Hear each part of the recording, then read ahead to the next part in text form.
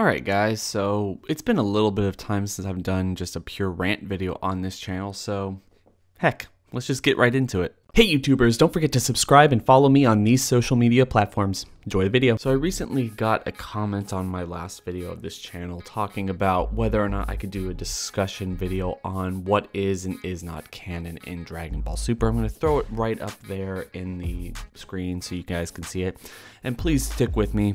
I mean, this is going to be a little bit of a rambly video, but I just wanted to try to make a point here. Kind of going off of what he was talking about, like what is and is not canon. But the thing that really brought this on for me is, for whatever reason, I posted something on Twitter the other day about this what culture test or quiz. It was obviously like, it was a weird quiz to say the least about Dragon Ball knowledge that I was taking, and I got really kind of confused and annoyed with it because, at least in my mind, I don't think that they're either being way too picky or they weren't being really picky with the questions that they had. The one thing there was, how many times did Krillin die in the entire series? And it was like, 2 times, 5 times, 8 times, and then like 10 times. And it's like, wait, I can only remember 4 times, like right off the top of my head, where he died.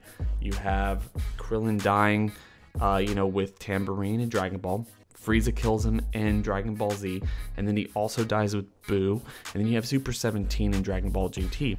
And this started a huge debate amongst Twitter followers. It was actually really kind of amusing, and I mean, at least for me, probably one of my happiest days on Twitter, because people were really getting into this. I mean, we got really technical with how many times Krillin has died in Dragon Ball Super. So yeah, not just Dragon Ball Super, but just Dragon Ball in general. So a lot of people were jumping on, well, maybe Black killed him in Dragon Ball Super. Of course, he doesn't die in ROF or the ROF storyline in Dragon Ball Super, so we really can't count that. So we only have him dying maybe without really any indication of whether or not it's true or false once in Dragon Ball Super. So that adds to those 4 times.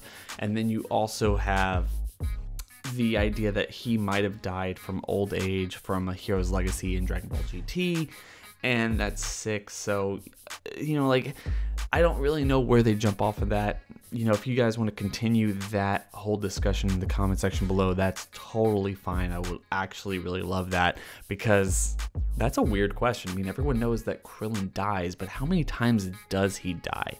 And how many times do you count that? And that's really what I want to jump off to here, and kind of going back to, doing a video about what is and is not canon. Because the main focal point for a lot of people in that debate on Twitter was GT is not canon, thus it does not matter in the overall context of Dragon Ball Z, or just Dragon Ball in general. And this, for whatever reason, really annoyed me. It's not something that I really wanted to ever have to do a video about, but here we are. Dragon Ball GT, if you don't like it, or if you're just one of those people who tries to bag on it every single chance they get, my question to you is why?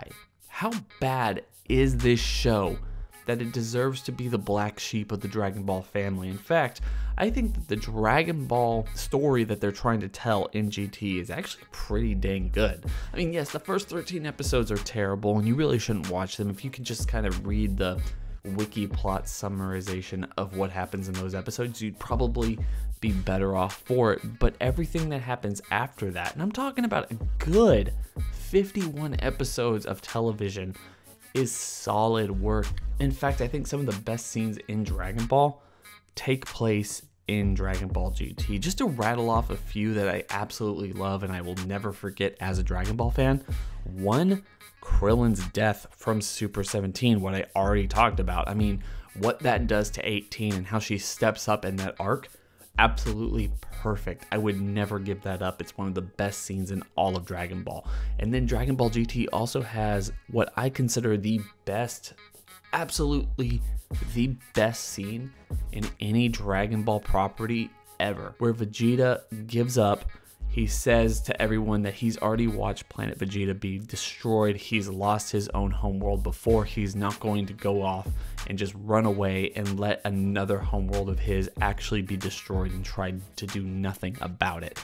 So he goes off and he tries to fight Omega for the last time and tells everyone else that they need to run away. In fact, he tells Trunks, Goten, and Gohan that it's their job to finish the fight that their fathers couldn't before he leaves, and then everyone ends up following him. But that is just the best scene in all of Dragon Ball. I mean, that is Vegeta's character completely 100% identifying as a human being, someone who lives on Earth and values their planet. That is a good scene. That's probably the best scene in all of Dragon Ball. There's also a lot of awesome other stuff in that entire show. I mean, you have the whole Super 17 arc that brings back a lot of old villains, and we get a lot of fun content. We have, as some people pointed out, the one and only filler episode where we get a tournament and we get to see Mr. Satan win one last time as Oob decides to let him beat him because Majin Buu, who's already fused with him, tells him how awesome Mr. Satan is and tells him that they should let him win just because of, old time's sake or something.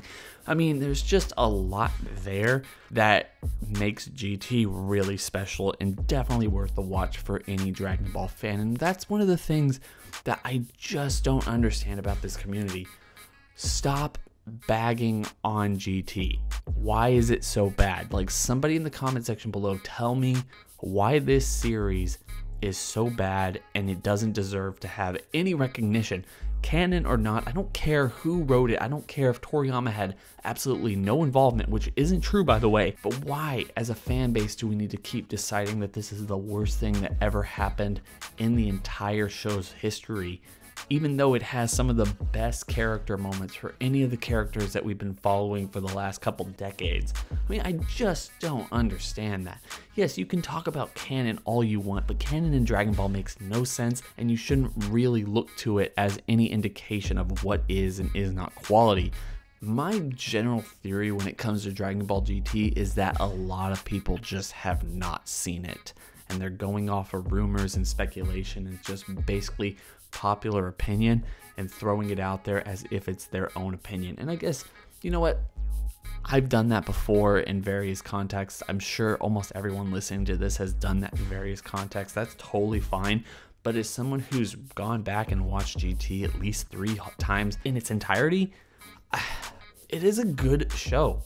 And I wouldn't actually, I would never bag on this show. In fact, one of my first videos on YouTube was talking about 3 reasons why I absolutely love GT, and I think a lot of people should actually go back and give it a second and or third chance if you haven't already. So yeah, this isn't really talking about canon. This isn't really ranting about anything other than the fact that we need to, as a community, stop jumping on GT and using it as the pedestal of what is all wrong with Dragon Ball, because that is simply not true. Dragon Ball has its problems. It has a lot of problems, not solely dedicated to what happens in GT. Super had its problems, Z had its problems, Dragon Ball had its problems. I mean, even all the games and every story that they try to tell in this world has its problems. That doesn't really matter, at least in my opinion. Was it a good story? Did they have good character moments? Did we get good fights? Do we have a unifying experience? Did it try to recapture what we loved about it as a child? That's all I'm really looking for. And if that's what you're looking for and you've never seen the show, then definitely go check it out. Anyway, guys, like I said, it was going to be a little bit rambly this time. I hope everyone is, go down to the comment section below and tell me what you think about that Krillin debacle, because everyone has different opinions about how many times Krillin's actually died in this series and how many times it's confirmed or whatnot. So that was really interesting. So how many times has Krillin died? Tell me that in the comment section below. Also tell me whether or not you've seen Dragon Ball GT, you like it, you dislike it, why do you like it, why do you dislike it?